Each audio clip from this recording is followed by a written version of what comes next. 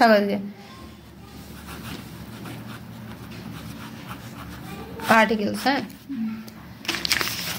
আমি কি বলেছিলাম যে হচ্ছে প্রথমে আমাদেরকে জানতে হবে হচ্ছে ভায়েল আর হচ্ছে কনসোনেন্টটা বেসিক। হ্যাঁ,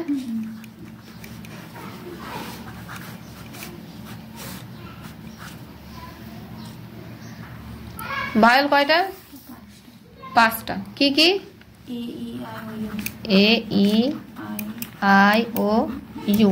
ঠিক আছে, তো আমরা যেখানে যেখানে এ ই আই ও ইউ দেখতে পাবো, হ্যাঁ, যে ওয়ার্ড মানে যেখানে যেখানে বলতে ওয়ার্ড, কোনো ওয়ার্ডের যেখানে ফিল ইন দ্য ব্ল্যাঙ্কসটা থাকবে, ঠিক আছে, এবার তারপরে যে ওয়ার্ডটা থাকবে, হ্যাঁ, সেই ওয়ার্ডের মধ্যে হচ্ছে যে প্রথম লেটারটা, সেই ফার্স্ট লেটারটা আমরা দেখবো যে কি আছে, ভায়েল আছে না কনসোনেন্ট আছে। যদি এই 5টা ভায়েলের মধ্যে যদি থাকে একটা, তারপরে সেখানে বসাবো কি?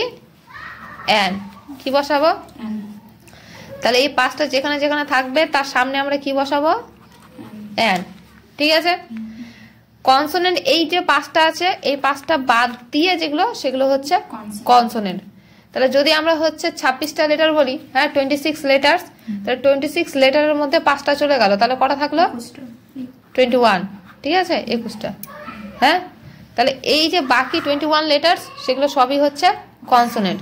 যেমন ধরো বি, সি, ডি, হ্যাঁ, তারপরে এফ, জি, আর বাকি যেগুলো আছে সেগুলো।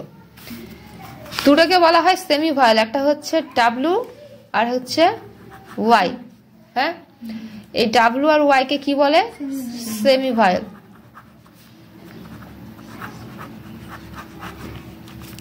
হ্যাঁ, বুঝতে পারলে? ধরো এক্সাম্পলে আমি এখানে একটা ড্যাশ দিলাম, এখানে লিখলাম হচ্ছে অরেঞ্জ। এবার বলো এখানে কি হবে? হ্যাঁ, ভালো করে দেখে বলো। আমার ওয়ার্ডটা হচ্ছে অরেঞ্জ, হ্যাঁ, কিন্তু অরেঞ্জের হচ্ছে প্রথমে কি লেটারটা আছে? ও। তাহলে ওর হচ্ছে কি? ও কোথায় আছে? ভায়েল। ভায়েল থাকলে পরে কি হবে? অ্যান। তাহলে অরেঞ্জের আগে কি বসাবো? অ্যান। ঠিক আছে, যেমন হচ্ছে I have an orange tree দিতে পারো, গার্ডেন দিতে পারো। ঠিক আছে, ট্রি। তখন আই এর জায়গা থেকে এখানে উই দিলে পরে we have an orange garden দিলে বেশি ভালো। বুঝতে পেরেছো? তাহলে অরেঞ্জের আগে কি হবে? অ্যান। সেটা হচ্ছে ধরো ড্যাশ দিলাম, দিয়ে লিখলাম এখানে হচ্ছে বোট।